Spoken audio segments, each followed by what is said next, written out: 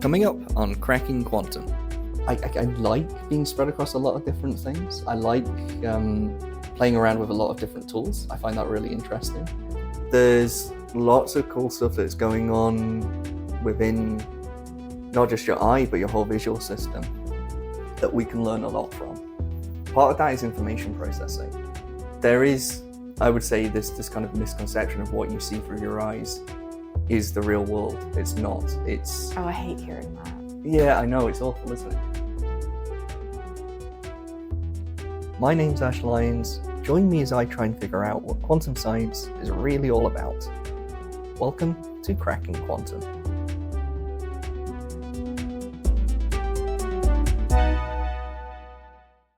My name is Millie Mather, and I am a communications officer at the University of Glasgow, and I have the pleasure of working with Lyons in the Quantum ARC team. And I'm here today because I possess some qualities that previous guests do not have, primarily those being that I know nothing about physics and even less about quantum. So I'm here today to pick Dr. Ashley Lyons' brain on all things quantum and physics. So our guest today, as I mentioned, is Ash. Ash is a Royal Academy of Engineering Research Fellow and lecturer in the School of Physics and Astronomy at the University of Glasgow, where he jointly leads the Extreme Light Research Group. His research lies at the boundary of quantum imaging and sensing and computational imaging, where he has a specific interest in developing techniques that use entanglement and quantum interferometry. Interferometry. I was doing so well there to build new forms of microscopy. Welcome. Hi. Well, Hi. Thank you. So, what is extreme light? No one knows. It just sounds good. It mostly just sounds good. So the research group started in an area called nonlinear optics, which is essentially using high-powered lasers. So let's say you take a chunk of glass and you shine intense enough laser light onto it, its properties start to change a little bit, and that leads to some weird interactions. Like you can make it so that the color of light changes as it goes through the glass, and the refractive index might change a little bit, and these kind of things. And that's where the name came from, because it's extreme light, it's the high intensities. And then we stopped doing that so much, and we did more quantum stuff, and we were just like, well, we kind of like the name, so we'll just keep it. Yeah. So yeah, I don't know. Somewhere between high intensity lasers and single photons. Okay. Cool.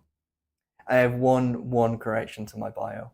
I'm a senior lecturer now. Senior lecturer. Which mostly just makes me feel old. But yeah, I got promoted. Congratulations. As the comms officer, I will update your website bio after this interview.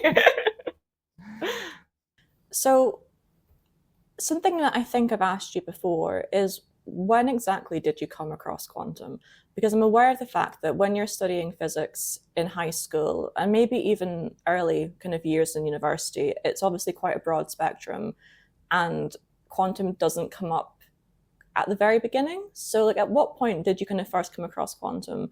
And was it this kind of light bulb moment where you were like, this is the topic I want to dedicate my work and studies to, or was it more gradual than that?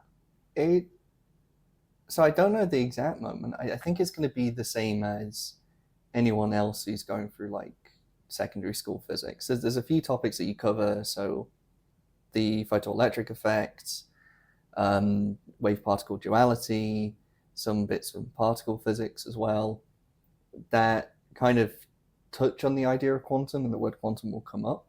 And that's probably the first time I really kind of encountered it as a thing, other than seeing it in, I don't know, sci-fi shows and films and things like that. It definitely wasn't like a light bulb moment of, this is what I absolutely want to do, though. I remember finding it interesting. I remember thinking that there's things that have this label of quantum that are really cool and really interesting and can explore. I don't think at that point I ever went, I could be an academic and I could actually explore these things for myself. And it was kind of like a more gradual thing of working out where my interests were. I actually had interests in optics to begin with. I remember whenever we had questions in physics classes, and even in my undergraduate degrees, when we when we were doing the optics courses, it would be those questions that I find that a little bit easier and could understand a little bit more. And that kind of developed into doing a PhD in optics, and then that morphed into more quantum optics. I actually started my PhD in a slightly different area of optics, which was more high-powered lasers and how light can interact with matter and some of the weird effects you can see there. And there is, although it might not sound like it, there's a bit of a link there with quantum optics as well. And that's how I kind of came into it. So at the point at which I decided quantum was what I was doing, and that was in my PhD. It was quite late on. Okay, wow. And as a researcher, where you are now, so currently you are teaching, you're researching, you're also the director of the Quantum Arc. Mm-hmm. Say you walk into a conference or an event and someone comes up to you and says, Ash Lyons, your reputation precedes you. What are you hoping they're referring to? I have no idea. That's a good question. Usually when that happens, it's got something to do with a paper that I've published. Usually this kind of happens for like a specific part of my work. I actually, in my research, cover quite a wide range of different things. And it depends on where I am, what conference I'm at, as to what specific part someone might have kind of latched onto and gone, I know Ash from this thing. There's not, but I wouldn't say there's like any one publication that I'm like really proud of and say like this is the one that I think is like my defining paper, my piece of work. It's I like being spread across a lot of different things. I like playing around with a lot of different tools. I find that really interesting, and I like finding new ways to use those tools as well, because that's where the creativity part of being an academic is. At least for me, it's in trying to find. It's not doing the same thing over and over again, and let's say doing things slightly differently or measuring something that's a little bit different. It's trying to find fundamentally new ways of approaching a problem in imaging or sensing, or new ways of using the technology that we have access to as well. So that variety, do you think it's quite common within physics and within quantum, or do you think it's quite a unique experience for you? I think it's somewhere in the middle. I think a lot of people will stick to like the technology that they're interested in, or like the specific area, and then they'll kind of expand on that as much as they can.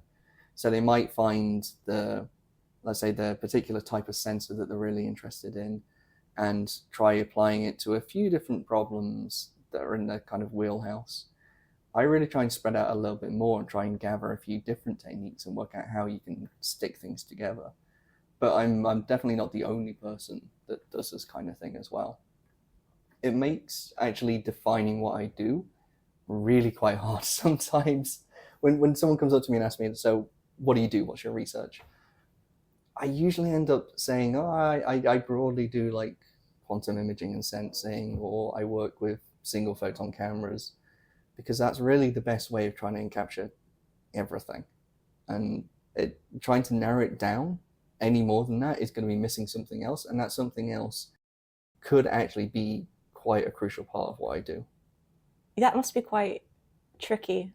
Like, do you have like kind of stock kind of like phrases and answers you have just in case someone who has no understanding of physics and quantum asks the question, compared to someone who's like really kind of like, up to scratch on the subject? Yeah, definitely. It depends on what the thing is that they're asking. If it's so I have kind of like stock answers for things like, how do you make entangled photons, or how do you know that you have a single photon at a time, or so some of these kind of like more general physics questions. And over time, as you've like developed a piece of work, so let's say that we've got a paper out there and we've been presenting at a few different conferences, over time you kind of learn how to nail that down into like a sentence description that you can kind of say succinctly, and it's really hard. Yeah. This is one of the things that I really like to try and do with undergraduate students as well, is whenever I've got the chance, you ask them, so what is it that you're doing? Like, what are you working on? And see how long it takes them to stop talking. And it's usually after like at least 5 minutes. And they'll just keep on going on and going into like a little bit more detail all the time. Whereas really what you're looking for is, tell me in a sentence or two. And it takes a while to develop that skill. Even when when you're used to doing it and you're then exploring a new piece of physics, it takes a while to work out how to say it in the right way, that it's easy for someone to understand quickly. Have you ever found yourself describing one of your kind of stock answers and realizing it's not actually that relevant anymore, but you're so accustomed to saying it that it just kind of comes out? So I think I've done that before. Yeah, no, I'm pretty sure that's happened. I can't think of any specific occasions where that's happened, but it must have done.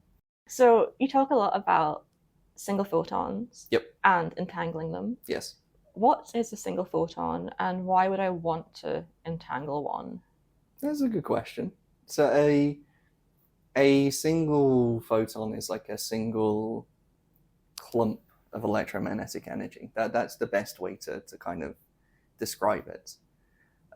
So we know the universe is made up of atoms. And within those atoms we have electrons, protons, neutrons. And they can have finite energy levels. So let's say I take an electron, that electron is going to have a certain amount of energy. And actually, you can work out that that electron is only allowed to have certain amounts of energy at a time.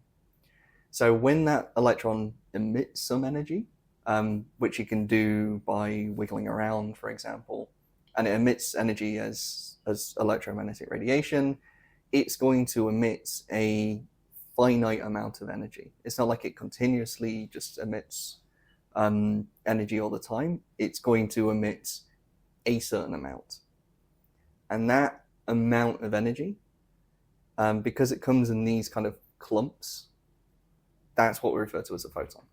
And most of the world that we live in, most of the way that we interact with light, doesn't happen under single photon scale. We measure, I don't know how many trillions of photons hitting your retina to be able to see it. It'll be some ridiculous, like huge number. But when you get down to the single photon scale, actually just by having single photon at a time, sometimes the physics of what you're exploring is a little bit different. One of the things that we look at is the statistics of when photons are arriving. So seeing one photon at a time at your detector versus seeing 3 or 4 or having them in like, let's say, arriving bundles of 2 photons or 3 photons. That can tell you a lot about the physics of the thing that's emitting the photons. So a good example is most of the time, what we see is, let's say you turn on a light bulb, you've got some average number of photons, but that photon number is randomly changing all the time. Sometimes it'll be 3 photons, sometimes it'll be 4 photons. Whereas you can make these things, for example, called quantum dots, which act like a single atom at a time, and they will emit 1 photon and only 1 photon at once. And that tells you that the structure of that quantum dot, that artificial atom, has to be different to what we experience most of the time. So that's a little bit about what a photon is. It's these kind of lumps of light, electromagnetic energy. Why you want to entangle them? Mostly because it's cool, mostly because it's interesting. And the other reason, I guess the reason that I should be saying, is because you can get access to more or different information. It's not an easy question to answer because there's lots of different ways in which you can use entanglement or you can explore it. You can, for example, use it to test whether a system, so let's say that you've got some atoms that you think are behaving in a certain way. If they produce something like entanglement, that means that that system has to be driven by quantum mechanics, because the only way that you can produce entanglement is with some kind of quantum interaction. The way that I use it is to try and use the fact that entanglement gives you some extra bit of information to play around with. So usually what happens is I've got two photons, and those are going to share some kind of entangled state. That means that if I know the properties of one of those photons, I can actually work out what the property of the other photon is as well. And that lets you do things like image in scenarios that you couldn't image in before. It lets you do things like image without using a camera. You can use it to probe certain energy levels of different molecules. There's like a whole list of things that having access to entanglement can let you do that you wouldn't have access to otherwise.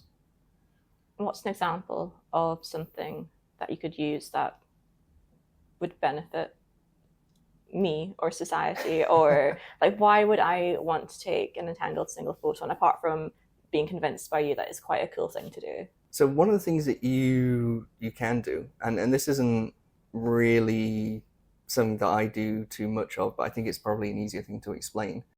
You can generate two entangled photons, and those two photons can have completely different colors. So one can be, for example, in the green, so as in green wavelengths, so something that we can relatively easily detect and see. Most cameras, for example, the camera in your smartphone works really, really well in the green. The other photon can be out in the infrared somewhere, and trying to make efficient sensors that behave well in the infrared really, really hard. It's a lot more difficult than working at visible wavelengths. But if I know that these two photons share some properties in common, what I could do is send that infrared photon out to something that I want to try and image. I can then collect some information, but maybe I can't build a camera, and instead measure the green photon. And based on whether I can see correlations between those two photons, I can actually do things like build a camera which can see in the infrared by only measuring the green photons. And that can be really interesting when it comes to things like bioimaging. So let's say you want to image inside biological tissues, so image inside the skin, for example. The reason why you can't see through your skin isn't because light gets absorbed, it's because it gets scattered. And you can see this if you take like a torch and you put it to your hand. You'll see that light actually makes it through your hand, but you don't see any of like the structure of the bone or anything inside. And that's because the light is just kind of diffused out in all directions, and it loses information about what's inside. But that scattering depends on wavelength, and depends quite heavily on wavelength. So you can actually see much deeper into biological tissues in the infrared than you can at visible wavelengths. So there is ongoing research of how you can build a camera that uses these kind of entangled photon pairs specifically to image within the body at infrared wavelengths by looking at green photons. Okay, that's really interesting.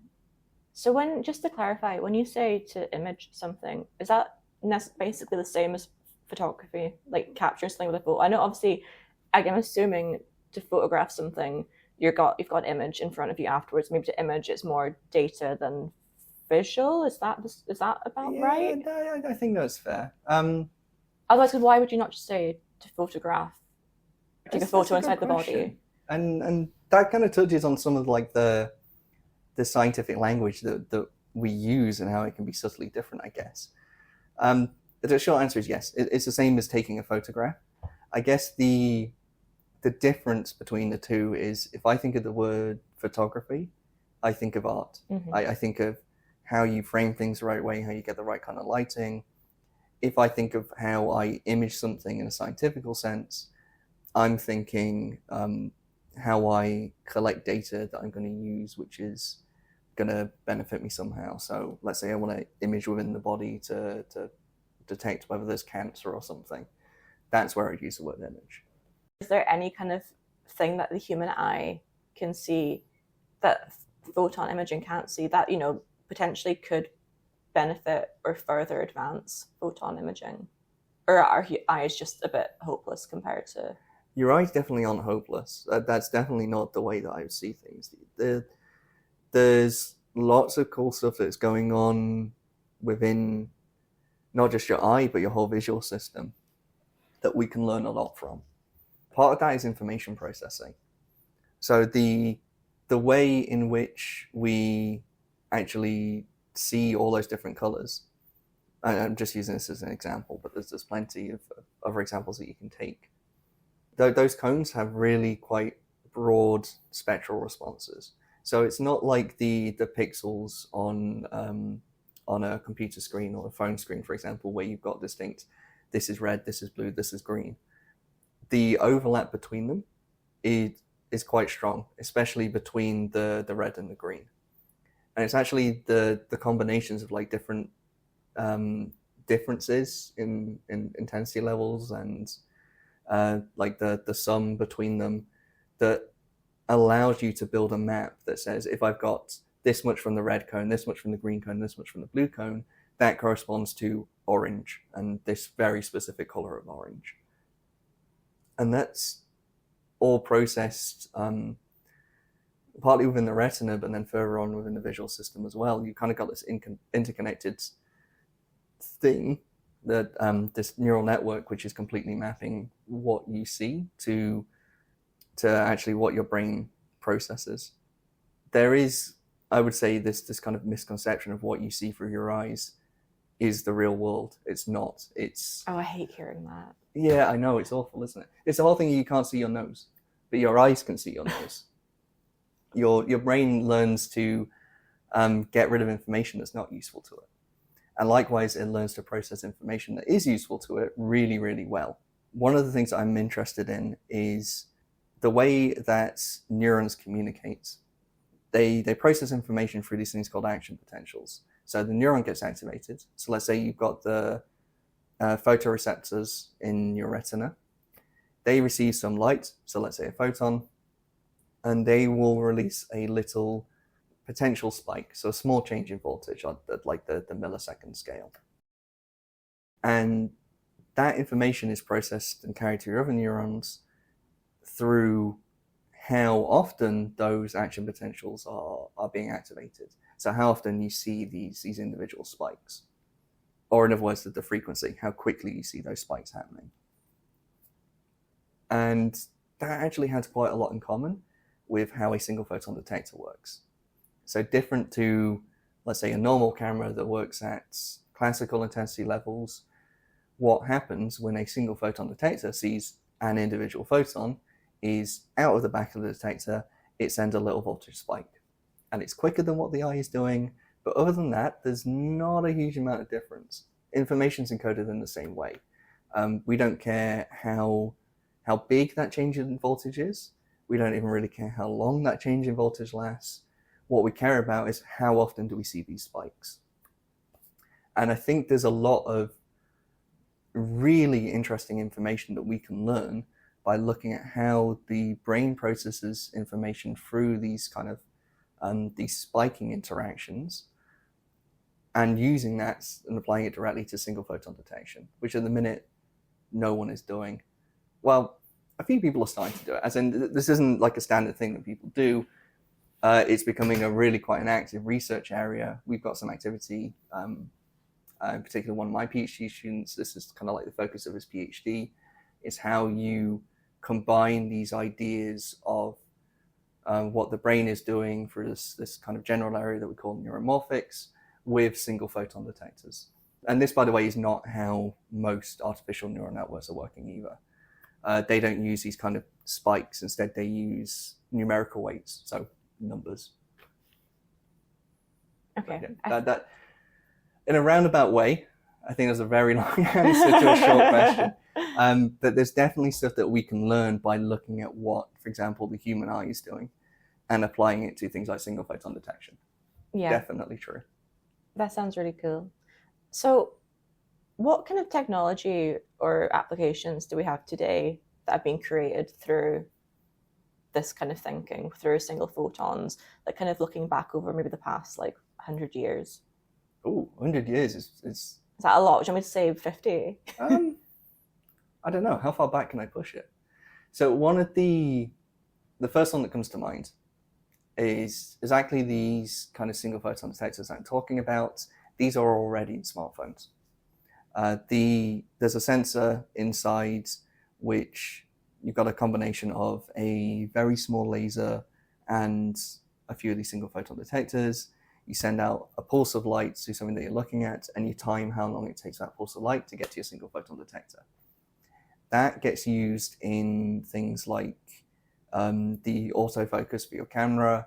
It gets used in the sensors that turn off the screen when you put your phone to your face. Because you can make these things for basically pennies as well. They can be really, really cheap. So that, I would say, is like an immediate way in which looking at things on the single photon level has changed the technology that we're using every day. That general process of timing how long it takes to measure a light pulse, that is what we would usually refer to as light detection and ranging, LiDAR. Pretty much every autonomous car or driver-assisted car has LiDAR built in, because it gives you a way of mapping a 3D environment really quickly. And you can do it at wavelengths that aren't visible to the human eye as well. So most of these work at like around 1550 nanometers or just over 900 nanometers. So out into the near infrared, so you just about can't see it. So it's not like it's getting in the way of everybody, and it's not going to blind you if a car goes past using its LiDAR in the street. But that's kind of what's enabling some of those technologies. And that's probably one of the most visible places that something like LiDAR is used. It's not the only place. So if you want to image through, and again, we could say photograph through, doesn't really make a difference. But let's say that you want to look through an object which is usually not very transparent. So taking the example of autonomous driving again, let's say that we live in Scotland, it gets wet and rainy and misty a lot, and that can mean that you don't see as far as you would do on a clear day. You can use something like LiDAR to do that for you. So you can, if you're working at how long it takes for light to bounce off an object and get back, you can cut out all of the stuff that you don't want to see at certain distances and only keep the information that you get from, let's say, 5 meters away, and then you can see through that 5 meters pretty clearly. Same is true for imaging underwater as well. Plenty of places have nice clear oceans that you can see through. We definitely don't in the UK, and it's probably true through most of the world as well. And it's the same kind of problem. If you try and send light through so that you can photograph, all of that light will get scattered around, and that means that any camera that you try and put there is just not going to see much, because all of the light just kind of bounces around and comes back to you. Whereas if you're using something like LiDAR, then you can see through long distances in water, much longer than you could otherwise. Another really interesting application, and we talked a little bit already about bioimaging, as in imaging through biological tissues. It turns out that if you use this kind of timing information, so if you look to see how long it takes for light to get from, let's say you shine lights one side of your arm, and you look to see how long it takes to come out the other side, you can pull tricks like look only at the quickest photons that make it through. And those photons that make it through the fastest are going to take a more direct path, which means that they're not being scattered as much. And that then allows you to look through some of these biological tissues and things. And we can use tricks like this to not just look inside the arm, but actually look inside the head. And we are developing essentially brain reading devices. That's the best way of putting it. By shining lasers into the heads and looking to see what light comes out with single photon detectors. Some of it using this time information, some of it not. You can't get super far inside the head doing this, but you can look at the superficial layers of the brain and look at things like blood deoxygenation. So you can look to see what areas of the brain are active at a particular point in time. And that means that you can probe things like the visual cortex and look to see how active is your brain. Is it are certain areas of the visual cortex being more active when you're looking at certain objects or certain images, for example. There might be ways in which you can use this kind of technology to not necessarily diagnose conditions, but at least kind of look to see if anything changes or there's anything out of the ordinary. Really what this is trying to do is, if you think about what the kind of the gold standard, the thing for looking inside the brain is at the minute, it's fMRI. That means that you're going to a specialist hospital. You have machines that are millions of pounds. You have to climb inside them because they're basically a big spinning magnet death machine thing, which they put white pieces of plastic on so you don't worry about it too much. But really, if you find a video of an MRI machine with the outer cover taken away, it looks terrifying. I'm not going to do awful. that. Yeah. Just on the off chance I ever need to get one, you've now completely put me off. But maybe more importantly, I mean, these things are big and they're in fixed locations. Whereas if all you need is a laser and a single photon detector to do some of the things that are the same, I mean, you can put that at the back of an ambulance, or you can have like devices in the home which can look at maybe some of the things that are really important. Maybe not everything that an MRI machine can do, but you're talking like a few pounds instead of a few million pounds as well. There's a huge gap between what an MRI machine does and basically what life is like without an MRI machine. And you can use some quantum technologies to fill that gap a little bit as well. That's incredible. And now you've answered the question. I apologize for saying 100 years. I think in my mind, I was thinking like X-rays. I was thinking far broader. I kind of didn't realize the everyday applications from things like the phone sensors and things like that. And so with things like lifting your phone to your face and it dimming, to the MRIs, or, less to the MRIs and more so, shining a laser through someone's head. Are these things that someone thought, we need a solution to this, we're going to work on it? Or did someone happen to find a technique where if you lifted an object to your face, for instance, it dimmed, or if I shine a certain laser through someone's head, this information, what's the kind of chicken and egg of these applications? I think a mixture of all of the above. I don't know if I know I definitely don't know a story for all of these. Some of it is we can develop some of these technologies and now we ask, well, what can we do with them? I know at least the general story for some of these single photon cameras that we've developed. And that's basically the same technology as these sensors that are in mobile phones. Actually, a lot of that started with a very specific type of microscopy called fluorescence lifetime imaging microscopy. I guess we don't need to worry too much about what it is, but basically you have some chemicals, some particular molecules, where if you shine laser light on them, they will glow for a short amount of time. They'll emit more photons, and those photons will be a slightly different wavelength. And the amount of time that glowing, that fluorescence lasts for, tells you a lot about the local environment that those molecules are in. So, for example, if you put those molecules inside a cell, and then the temperature within that cell changes because it's starting to use energy, that changes the speed at which these photons are being emitted, or rather like the average rate at which they're being emitted. So you can use this to work out what's happening inside biological things like cells and clusters of cells, just using optics. So you shine a laser on and you look at some of these photons that come off. But it required really precise timing of when you measure those photons. And so came along the development of these single photon cameras, the kind of cameras that I'm talking about. The individual pixels of this camera are kind of by themselves a single photon detector, and they're a type of detector known as a single photon avalanche diode, or a SPAD for short. Once you can make those small enough, and you can put all of the timing electronics somewhere close to the pixel, because that helps a lot, you can build whole cameras where you can time this kind of information.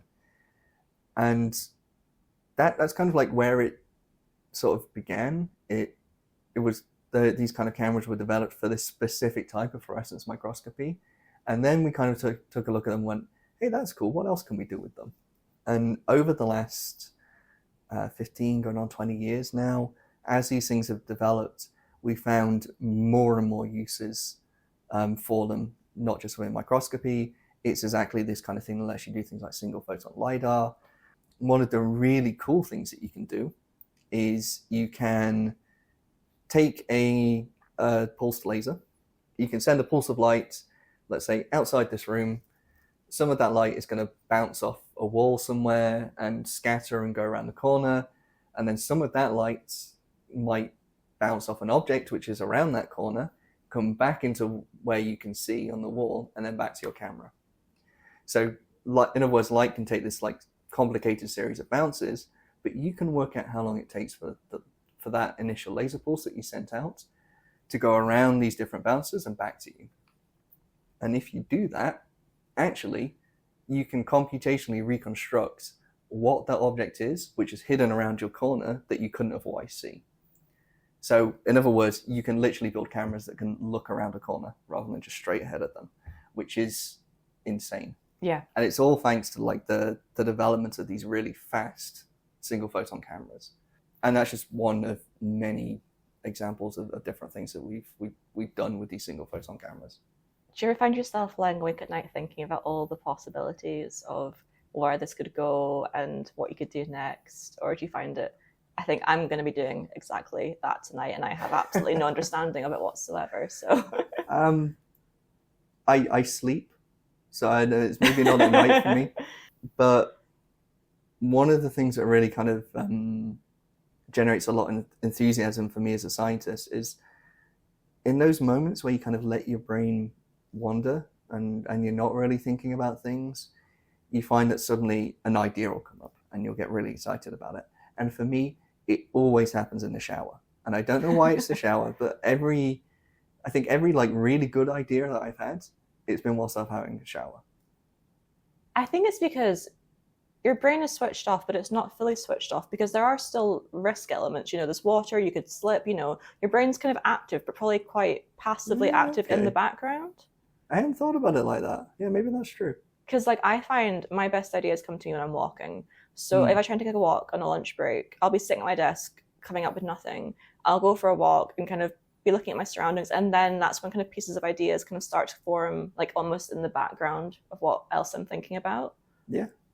I think that's true for a lot of people. I think there's something about your brain being in this semi-relaxed, maybe not quite relaxed state that just lets the creativity thrive. Yeah. I guess it's interesting, and like I said, that's one of the things that for me as a physicist, it's one of the times that you get really excited because an idea will just come to you and like, holy crap, that's amazing. I don't know why I've never thought about that before.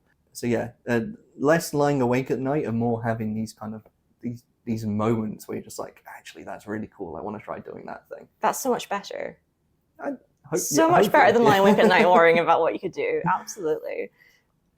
So we can finish in the same place that I'm finishing all of my interviews, which is I always ask people if they have a cool science fact. Okay, I'll ask you that then. Okay. There's no point in you asking me. Yeah. Well, you might have a cool science. Do you have a cool science I'm fact? afraid I don't. No. Okay. I mean, I actually learned something quite interesting today about entangling single photons, but you might have already heard about it. Maybe. Yeah, maybe. Okay, so do you have an interesting science fact you'd like to share? So now that I've said this, I don't actually have a fact that I thought about specifically for this, but I've got an example that I always have been giving to people when I'm saying, come with a cool science fact, here's an example. And that's that wombats poop in cubes. It's really weird. Wombat poop is cube-shaped. And it is something to do with the way that their intestines kind of change elasticity or something as all of the poop goes through. But it's just really odd. How did you learn that? I have no idea. I've known that for years, and I crack it out at every opportunity. It's because it's why cubes? Why is that beneficial to a wombat? Yeah, is it evolutionary or is it just a complete accident of mechanics? I've got no idea. We'll never know. I think I read something somewhere about it means that it's not going to roll down hills, and maybe that helps somehow. I don't know. I can't think of a circumstance where you wouldn't want your poop to roll down hills. No, and I feel like based on consistency, I mean, surely that's a bit more important than shape. Yeah, I don't know. Yeah, I mean, it could be like normal poop shaped and just a bit sticky, and then it's not going to roll down the hill. I mean, I'm picturing like a really neat cube, and I'm assuming it's more just. I mean, I don't want to Google this, but yeah, it's probably for the best. Yeah, I don't think so. It's like mostly cube shaped. So Okay. it's definitely, you look at it and it's like, why is that poop so cube shaped? So if I'm ever stuck in the wilderness and I see cube-shaped excrement, I'm going to be like, there's wombats here. Maybe not in Scotland. Maybe not, probably not here, but in some day maybe, and I will thank. Unless you're on that one island on Loch Lomond that has wallabies. Maybe they have wombats as well. Yeah. They probably don't, but... Well, we'll make a point of finding out. Thank you very much for joining us on Cracking Quantum, Ash. Thank you for having me. I'm always here. Thank you for doing the interview, Millie.